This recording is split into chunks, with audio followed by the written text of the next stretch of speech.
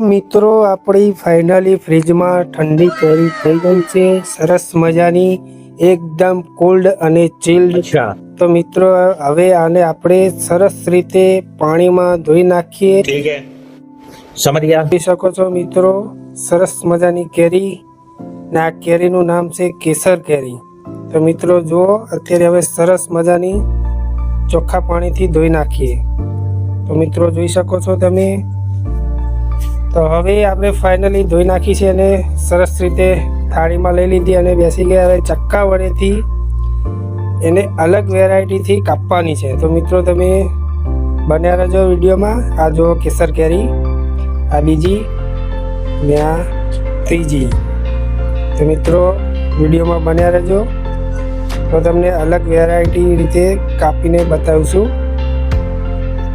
જોઈ શકો છો મિત્રો, તો નજીક રહીને પણ જોઈ લો। આ રીતે તમે ઘેર બેઠા સરસ રીતે એન્જોય કરીને કેરી ખાઈ શકો છો। તો મિત્રો જોઈ શકો છો।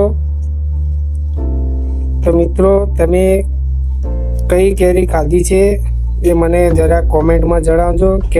કેરીના પણ અલગ અલગ જાતિ હોય છે, જેમ કે આપણે